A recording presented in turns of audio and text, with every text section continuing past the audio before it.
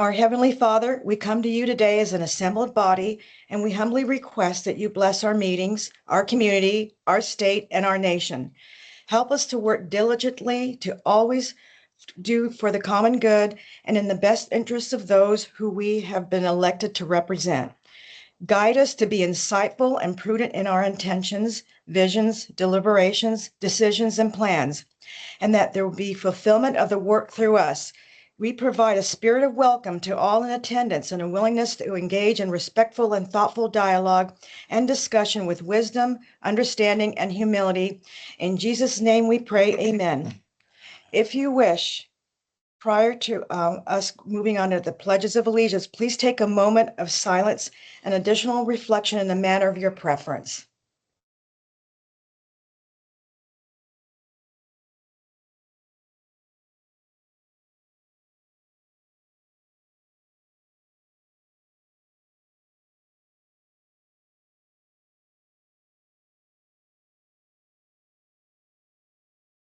Okay, thank you, everyone. Okay, first, we're going to now recite the Pledge of Allegiance to the U.S. flag. I pledge allegiance to the flag of the United States of America and to the republic for which it stands, one nation, under God, indivisible, with liberty and justice for all. Recite the Texas Pledge. Honor the Texas flag. I pledge allegiance to thee, Texas, one state, under God, one and indivisible. Thank you. Thank you, everyone. Shelley, are there any comments from the public? None? Okay, thank you. Okay, next, are there, there's no adjustments, okay, so, okay, none, we'll move on to the consent agenda. Are any comments from the board on the consent agenda before we move for an approval? On the minutes of the May meeting and the financial reports, the tax collector's report. And I'm not sure about number 8, authorize completion, execution, and filing of the Secretary of State of voting system. Yeah, that's just a housekeeping item that the attorney puts together each year.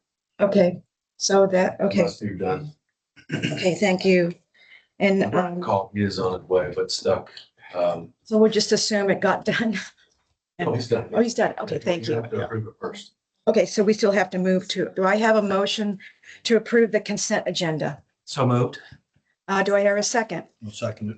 Thank you. So, Bill, Director Freeble and Paul Shu, Director Shu. Okay, all in favor, say aye. Aye. All opposed, say nay. Any abstentions? Okay, the consent agenda is approved. Now we'll move on to the regular agenda. Item number 10, receive the regular monthly SJRA/Woodlands Division report. All right, well, good afternoon. Our report Chris. begins on page 15, runs through page 31, 30. Nothing out of the ordinary, no violations, no major unanticipated expenditures, anything else. There was an issue on page 16 with the water loss table that was presented at the trustees, but that has been updated. So if you have any questions, I'll be happy to answer them. New update on the water loss. New update at this time. It's still what, 4% higher? From budget, it's about 2.5% to 3% higher. Brian didn't drown. He's here. I was working my backstroke. Yeah, I had my little water wings that helped me, you know. I just had a question, and maybe it's been answered in the past. On page 22 at the bottom, the lift station number 24. I see a budget of 526,000, and then the contract was about 175. Does that mean we're running significantly under a budget, or it's just because we're just partway through that That's cost? partway through. The first part is a preliminary engineering, and that's where we're at. The rest of it's going to be retained for a final design. I was hoping we were way under budget, you know. Always hope for that. So Okay. So are there any other questions on the division report? Just one quick question, and it's topical since we've had to take the cyber training and the AI training. And I know that you address this because it's a current issue. But this week it was reported that they said utilities, but I believe it was water utilities in California were hacked. I don't know if you saw that. I did not see that. Okay, so the hackers came out and said they hacked it. They like to brag. And then they talked to the actual California utilities, and then what they said was they did get in, but they didn't get into mission critical things. So I know that this is an issue for us and for you all too. And I know that you're keeping it up. So it's happening, seems to be like greater frequency now. Agree. And that's one thing we are focusing on this budget year and next budget year is reducing and possibly eliminating touch points. The more places you have they can get in, the more places they'll get in potentially. So that is a focus. Are all the equipment that's critical, is that kind of like air gap? There's no way to get in outside unless you're actually sitting there? There is a lot of different measures, if you will. Okay. Not entirely air gapped, but there are a lot of good Okay. precautions, Yeah. let's say. Thank you. Any more comments? Okay, moving on to number 11, discuss the draft division budget. Who is that, Chris again, or I'm no? gonna turn it over to Haley, who's gonna Thank help you. you. Afternoon, everyone. So as many of you know, we typically give the full presentation to the trustees, and then we come to the MUDs with any questions that y'all might have, or we give the presentation if y'all would like to hear the full presentation. I'm going to start with the highlights, and if y'all would like to know more, if you want the full presentation, let me know, and I'm happy to go into it. Do we approve the budget in August then? Good points. So one of the highlights is the timeline. So what we will ask for is today is just informational Q&A or any information that y'all want from us. And then in July, we will ask you to direct your trustee to vote at the August trustees meeting on our budget. And then that goes to our SGRA board at the end of August to make it effective September 1st. Thank you. So the main highlight I want to point out is that we are bringing a rate increase of 1%. So the water rate that we're proposing will be $2.75. That's an increase of 2 cents per cent.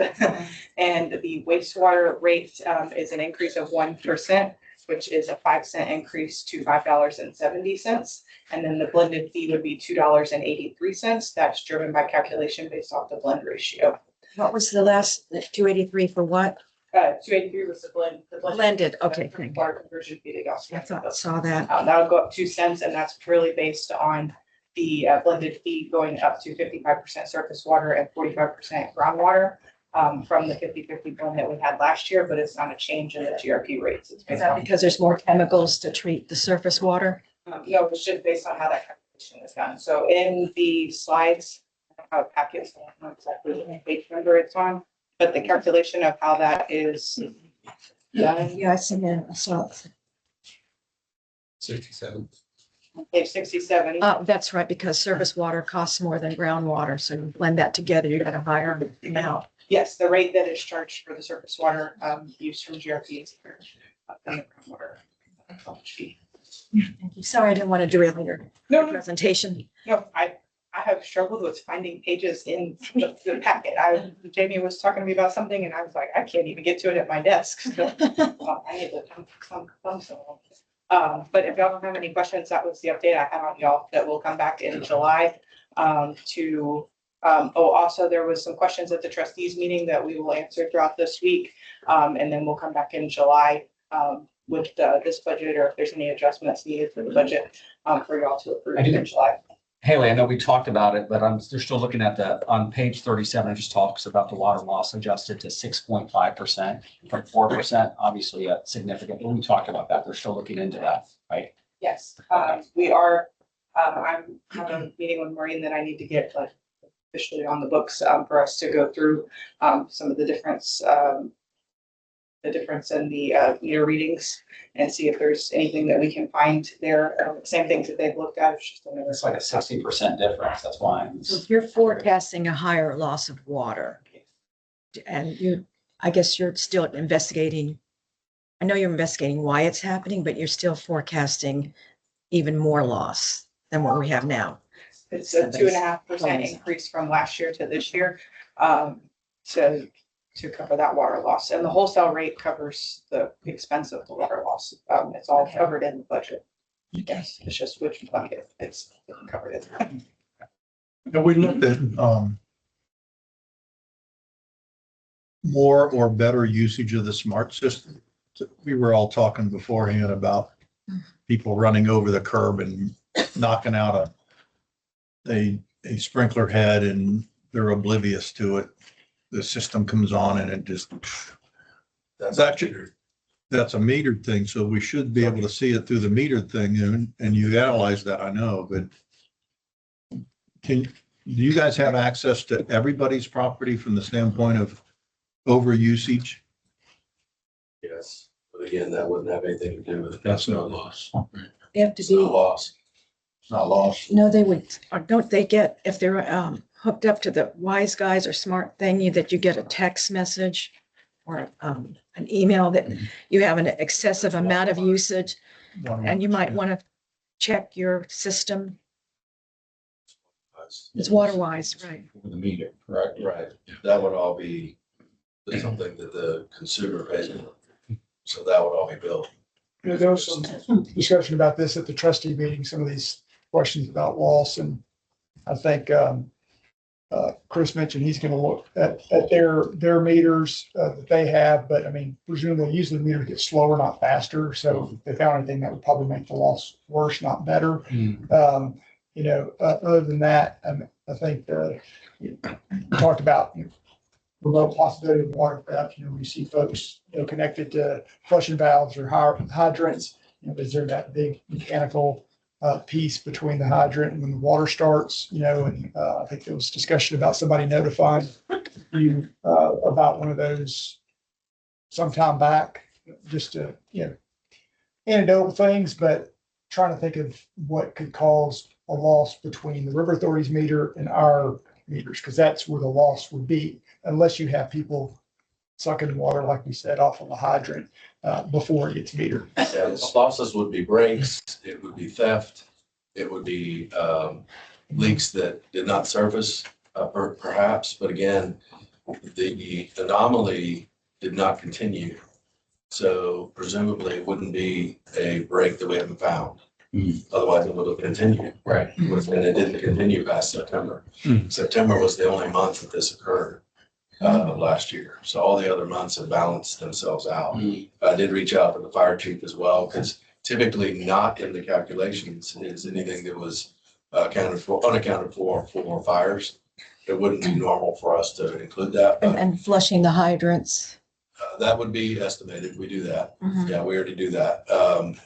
When we flush hydrants or when SDRA needs to drain tanks for inspection, things like that, they try to use as much water as possible, empty those tanks as low as they can before they have to empty them. But you can't use all of it. I mean, there's a certain amount of water in those tanks that basically has to be wasted down the creek. But fire losses are typically not included in that number. So the chief has given me those numbers, so we're kind of looking through that. Again, I don't think it's going to amount to all these little things. I think will, help identify where, what the loss was. But that one particular month still appears to be some sort of anomaly that we've not found. We've gone through every single meter read. We've gone through every single billing compared to the meter reads. We've looked at all the break history for those months. Now the fire losses, short of any theft, which would have been pretty significant theft with the magnitude that we're looking at for that particular month. Well, some of that month, it is not 15% like it shows, because the months on either side were 1%. So a lot of that was timing of when the meters were read. That was right when we were switching over to the new system. And so the dates were a little bit off at that point. So there would be some inherent inconsistencies amongst those months. But when you have a 15% spike and 2 ones beside it, a lot of that balanced itself out and then continued to balance itself out over the months after that. So even with all that, there's still some level of loss. Could there be a meter malfunction of some sort, a metering malfunction? There could be. We looked at that though too. And there didn't seem to be any weird spikes in a particular meter. Really? Yeah, there were a couple accounts that did not get billed at that month. We caught those and they're on payment plans, so that will catch up. That still didn't amount to, the number we're looking for, but it did put a pretty big dent in it because it was 2 apartment complexes. That did help. So they've been billed and I think one's paid and one's on a payment plan. So that definitely will help too. But that will come in over the next few months as they pay off that. The fire department knows exactly how much on a fire event, how much they've used, or No. an estimate. We have to estimate, same like we do on brakes. We don't exactly know. I mean, we can estimate, based on pressure and pipe size, and how long the brake was, hoping to estimate it, but we can't get it exact. There's no meter on it. So are we showing still water loss now above normal? Well, I think that is the question that is at hand, is what's normal. Because I'm not sure we were at normal, because industry standard is 8 to 10. Mhm. We were sitting at 4 or 3, Mhm. which was abnormal. We all applauded that it was the AMI meters, which it may have been partially. But I mean, I think the true norm is probably in that 5 or 6 range, which would be highly acceptable in the normal world. It's just not what we were used to the previous couple of years. And I don't know what was causing that to be so low back then. I don't know if it was true or not, or, accurate or not. Because we're kind of settling into what industry standard is at. So I'll be curious to see so the chart that is shown, just continues to add a month each month. And so when we get removed of September of this year, it'll be curious to see what the 12-month average is when you take that one weird month out. It'll probably go back down below, I think that's 6 or less. Probably won't be 6.5, would be my guess. Because I think when we ran the average, it was 5.8 or something if you balance that month out. So we'll just see. And so in the forecast for the budget, it's budgeted at what, 6.5? 6.5. Hopefully that doesn't actually happen. But that's what I'm saying. It's up from 4%. Yeah, that's why we're wondering 63% why. increase. They're just- That's why I noticed it. That's, we just was wondering why they added it even more. How's the blend rate determined? What percentage? That was actually done by the trustees in March this past year. They're the ones who asked for it to go to 55, 45, 45 on the groundwater side. That request was taken by Eric to the GRP review committee, who approved it to start September 1st. I noticed when I was looking through on your graphs, some months it's higher, some months it's lower, that type of thing. Is that because of the volume we're getting out of the ground and we just making it up on the surface, or how is it done? So the blend ratio is an annual average. Mhm. And so depending on the weather, depending on the water quality, depending on the rainfall and everything, we just fluctuate every single month. That's really all it comes down to. But in the summertime, a couple years ago, we did more surface water in the summertime, less in the winter. Now we flipped it because GRP plants starting to reach production limitations. So we flipped a little bit. So you're getting more surface water in the wintertime and less in the summer than previous years. So. Is the aquifer replenishing, or are we slowly draining it? That's Still a question for Lone Star to determine. It's draining still. The USGS report that was put out last year shows it's continuing to fall. The River Authority does include twice a year your groundwater We do. static level test. You'll see kind of how that trend line looks. That's what, twice a year. Yeah, next time's October when we provide it. We do it February and September. So. Thank you. Any more questions on the budget? Just trying to see if I had anything. It goes to page what, 83. I think I may have had a question, but I'm not sure. Are you folks, Eric, are you folks given any preview of what they're planning to do up here in the front, like across the street? Is that going to be an apartment complex or is that going to be a business, for water consumption, that kind of thing? Does anybody come to you folks first? or- They will. Yes, I don't have any information on that yet, but they will once it's known what they're gonna do. Okay. All right. Thank you. Okay. Maybe I'm not understanding page 53. We have a budget of. Is this this is an expense budget, I'm presuming. Yes. 47 million was the proposed budget for 2026 and proposed for 2027 is 12 million. I'm not sure I'm following Yes. that. Can you explain that for me? I'm not a finance person. No, so this is a change in how we are presenting our project budgets, this year. This is a sheet that goes to the SRA board, so, we've included it here for y'all's, detailed viewing. But, they decided to, put the projects in here so that the projects, truly get approved by our board. In the past, it has been, projects go into our budget, but they're not detailed out like this. So it's to give our board more, detail whenever they were approving the budget. So that is included in here. If you're specifically asking about the difference in a project, so basically this one is the R&R fund. So as y'all know, we do a transfer from the operating fund to the R&R every year. It's a monthly transfer. In the past, it's been 6 million, but the next year we're looking at doing 6.25 million. That is proposed in this budget. And so that money goes into the R&R fund. And then as projects are under construction, then that money is spent on those projects. The R&R fund is considered cash funded and things are funded like pre-funded. So before we go in on a contract, say it's a $10 million project for something, we have to have that money to be able to award that contract and go through with that project. Okay, I'm trying to see where it says R&R.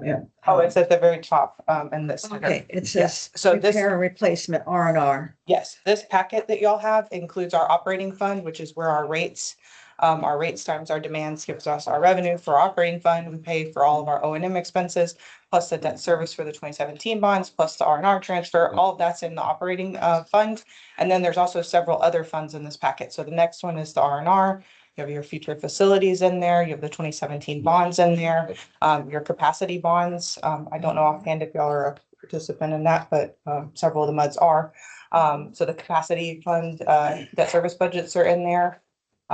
There's several budgets Okay, included so in for there. example, on 51, it's the operating budget and the proposed for 2026 is almost 56 million, but 2027 it's about 15.3 million. That's because we're not spending everything on our infrastructure all at once. It's just apportioned. Yes, the operating budget looks kind of funny, so I'm glad you pointed that out. So we Yeah, can because talk I'm not about. following, I'm sorry. No, the operating budget looks a little different because these are for future bonds and we don't have a fund for future bonds. So they by default get lumped into our operating fund, but those projects a bond would be issued and we would come back to y'all for making sure the supplemental before we issue the bonds. It's just, if it's in the project plan, it has to go in our budget. And so that's why they are in here, but there would be many more steps before we got to the point of spending that money. Any more questions? Let me see if I have anything else. Yeah, I've got this. Okay. Now, I just had a quick question on page 67, because I know how the SJRA rates have, went up 2 cents for this and all that. So I understand that. When they go down and they put the whole sale wastewater rate. Okay, I see that. Combined rate is 554, never mind. Yeah, Okay, that was something that our general manager asked us to include, so you could see the total impact of our water rate since we have two rates. Okay. So it is really good to point out that that is not another rate. It is just our two rates added together, so you can see the total cost of the water side and the total cost of the wastewater. okay, so total wastewater rate proposed in 2027 is $5.70, as you mentioned earlier. And the combined water rate is $5.58 if you add in wholesale water and the conversion, Yes. correct? Yes. Okay. All right. Okay. That may be it, unless somebody else has something else up to page, where are we done? Okay. 83. Okay. All right, thank you. Moving on. Number 12 on the regular agenda, consider an act on the supplemental agreement with SJRA for issuance of bonds in connection with Tier 1 water line renewal projects, including discussion on timing of the Tier 1 water line renewal projects and review of district payment options. And that would be you, Brian? We're gonna defer on that today. We're gonna pick that up next month. We're working on some revisions and gonna discuss that further with the trustees next month. And then after we have discussion and direction from trustees, then we will bring it to the votes next month. Okay, then Shelley, you can note that when we talk about future agenda items, that will be on the future agenda item. And keep that on there. Yeah, okay. Okay, now number 13, receive an update regarding status of Bear Branch / Panther Branch and Research Forest Drive drainage improvement projects. Is that you? We're still working to put together a meeting with local officials to see if there's For some money, availability of some money. for money. Yeah, are you waiting for more money from the Army Corps of Engineers maybe? And when their fiscal year starts in January, I think, or October? October?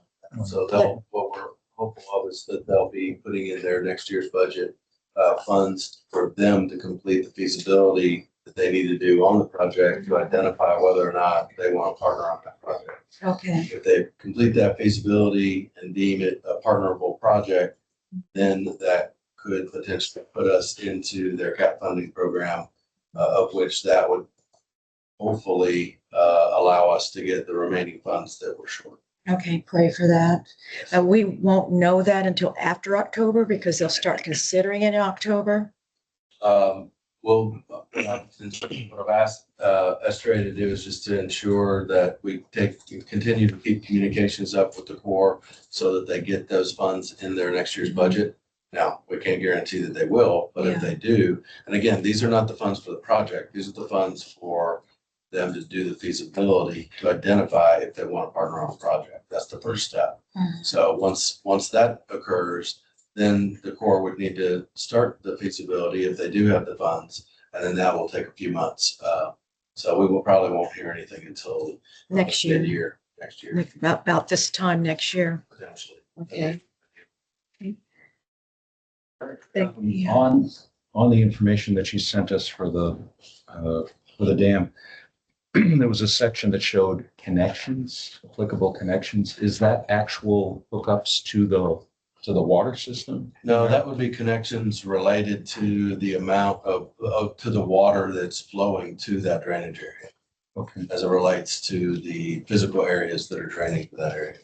So that's how it was identified and how the partnering shares would be calculated way back. I see. Okay. Yeah, because I noticed some muds were significantly higher than ours. Right. It just depends on where you are as it Where you are relates in to there. the reservoir and the drainage area. As to which homes and businesses and really surface area flows to that drainage area. Okay. Okay, thank you. All right. Number 14, Brian Yates, do we have any attorney report today? Only item there is a reminder, if you haven't completed your AI training, your cyber training, to Yes. please go ahead and get that done. The Yeah, I need to do deadline that. is August 31st, but with summer upon us, it's not unlikely that you would have that item drop down, if not off your to-do list. So sooner rather than later if you can. Okay, That's all I thank have you. under item 14. I need to cover 15 as well if y'all don't have any. Oh, yeah, so we'll move on to number 15, consider approval of order establishing meeting places outside the district and authorize publication of a notice related thereto. This is the notice that is required to, what's an order that establishes meeting places outside the boundaries of the district. We previously, this location is outside the boundaries of MUD 60, so it's been designated previously. We also had across the street at the old community center that's now the parking lot you referred to as a meeting location. That obviously doesn't work anymore unless you want to go, pitch in a canopy out there. Yeah, set up some lawn chairs and meet out there. But short of that, we do need to adopt a replacement. Eric has proposed to add the Kevin Brady Library as a replacement location. We will also have the township's offices as a potential alternative or out of district meeting location, as well as the River Authority's Woodlands Division office as a potential meeting location in case we need to have a district Where's meeting there. that Woodlands Division? That's off of Sawdust where the wastewater. Oh, treatment that, plant is. okay, yes, never Yeah, mind. yeah. Sorry. So the law requires we adopt this order and then we publish the notice in the newspaper. So Eric is wanting to have the ability to use that Brady Center in case we have an all month meeting and we need a venue that can support a larger group of directors. So we wanted to get that approved today by all the districts, get that notice published. So it's available to use next month if we need it. Okay, I make a motion to approve. So, and Bill Walker seconds it. Okay, all in favor, say aye. All opposed, nay. Any abstentions? Okay, the motion passes. We can have the Brady as a There's a meeting the location. meeting location. Yep, documents are headed your way for signature. Okay. Okay, number 16, while we're signing that, receive and or act on the general manager's report, General Manager Peterson. All right. Thank you. The general manager report starts on page 84 of your packet, so quite a bit of information there. I'll point out, we've got 189 open projects for new and redevelopment projects throughout the Woodlands. You can kind of see where some of those are. Associated with some of those, we had 19 inspections related to those plan review sets. We had about 1,000 work orders across the Woodlands last month as well. You can see on the drainage summary, a lot of work being done, continues to be done on the ditches to repair the piping that is in bad shape. Very timely, by the way. Very timely, Probably pretty good. very too. prescient. Yeah. Well, and unfortunately, there are a significant amount of ditches I'm hearing that are overage banks throughout the GSS. Like right now, I almost couldn't get here.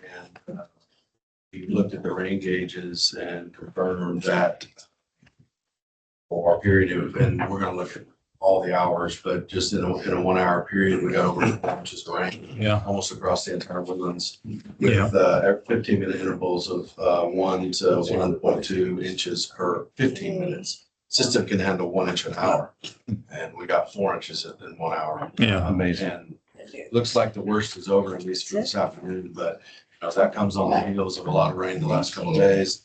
And it's supposed to rain again tomorrow, so. I guess let them fill that we're in. gonna need to keep an eye on it for sure. Okay, it looks like, I just noticed there's some restaurant, Oho Restaurant in our mud. I don't know where that is. Just in Kirkendall.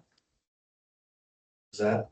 On page 84, there's, for mud 60, there's some redevelopment build out of a restaurant called Oho Oh, yes. Restaurant. I never even heard of the restaurant, so It's coming. I guess it's a brand new Mexican restaurant, everybody. Okay, Wanted to point out the AWD summer conference is this weekend, starts on Thursday, goes through Saturday. So a few of us will be going up there for the conference. It's in Grapevine for the summer conference. So we'll be heading up there on Thursday. is it too late for us to sign up for it? Probably. Probably so. Okay, because we were asking about that amongst ourselves. Yeah, best time to do it would be usually a couple weeks after each conference is when they open it up. That's when you can get the better rates, the really Okay. good rates, because they almost quadruple, I think, this close to it.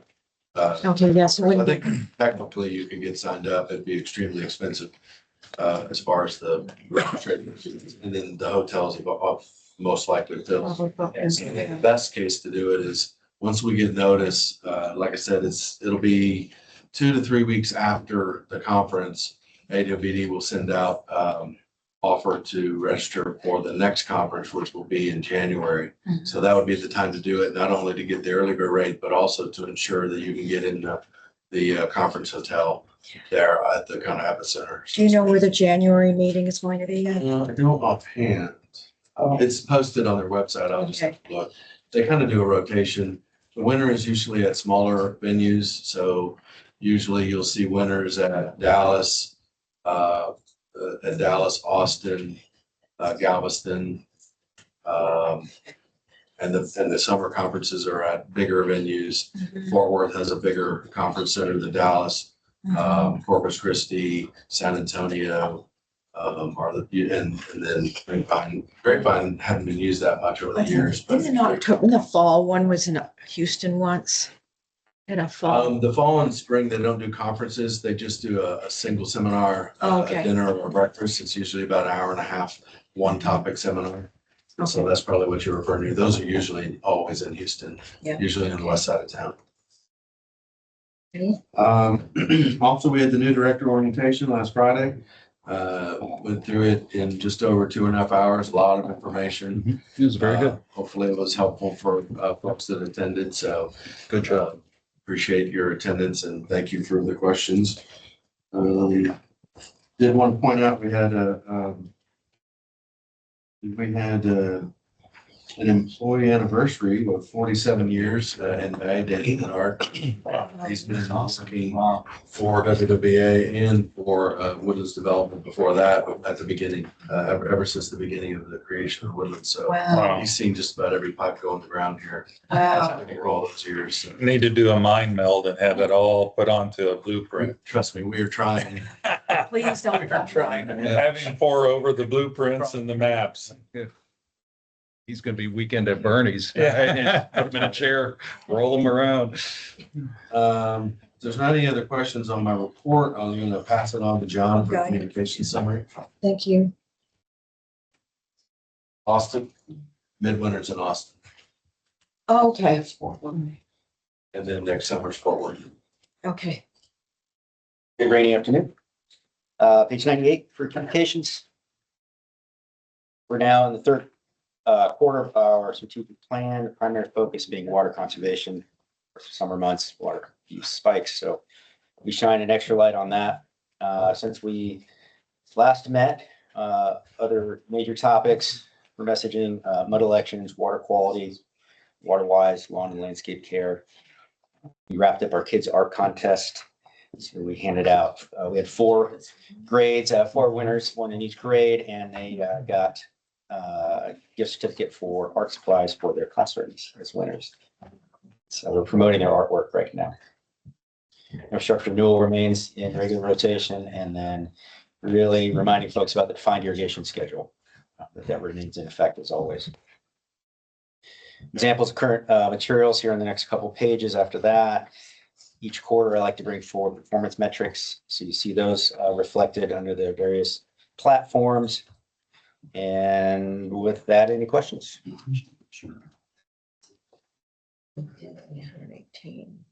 Next door, you got almost 65,000 members. I'm on next door. I see it. Oh, good. I always put a heart on I it. see your hearts. I don't know if it helps or I not. appreciate those. Put a heart on that. Take it to heart. I don't know if I'm following you on X. Maybe I need to do that. So if you want to plug into any of these platforms, the easiest way to do it, if you're not already there, is just go to our homepage. On the top left of that homepage, you'll see all of our icons for our 6 platforms. You just click on those and it takes you right there. Yeah, I think I actually forwarded on next door about the sale on the rain barrels. Those. And I think I had over 600 views from my forwarding. If that helps. Oh, your fault. No, that's a great thing. Thank you.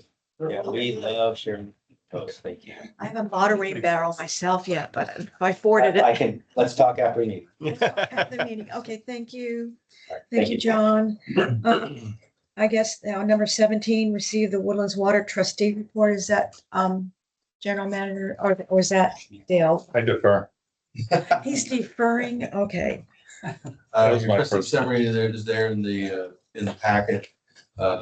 We, as Haley mentioned earlier, we received the full budget presentation. So if you do want to see the entire full length presentation, I Video. encourage you to see the video for Video. sure. Then that was pretty much the main item. Then move it into executive session. So, executive session. Let me see. Update on Region H. Is there update with this, the state water plan for the Texas Water Development Board? Do you have any insight on this to add to what's on the report? Nothing to add to what's on the report. There'll be, the Arthur reported, as it's noted in there, that they are looking to hire the consultant that will help them put together the next, water plan, which is done every 5 years. So the previous one was just submitted last year, earlier this year, I guess. And So the next nothing, one will be started here soon. thank you, nothing new on the flood plan that we're having a flood today. They have updated the GIS, so you can go in and with a viewer through your browser, look at the updated intervals. Like I'm sure you can do 100, 500,000 year interval flood plain Yeah, plan. and Shelley just sent that out about an hour or so ago. Yeah. And I was-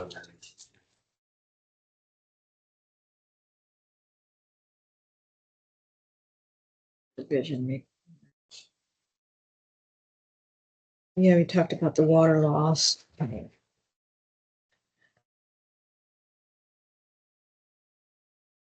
And already talked about water anomalies and meters and And the budget the budget. and the budget. Yeah, nothing in there. And did the attorneys and their manager. Okay, that's great. Okay. All right. So nothing, any questions on the trustee report besides what we just asked? Okay. All right. On number 18, do we need to recess to close session? Not today. Okay, good. So now we're reconvening, which we don't have to reconvene. Okay, so now, are there any other matters for placement on the future agenda besides what Brian Yates talked about, the supplemental bond agreement? Is there anything else we need to put on the agenda? Okay. Hearing nothing, do I get a motion to adjourn? It's at 12:43. So moved. Okay. I'll second. Okay, Oh, we don't have to do that, do we? Just the motion.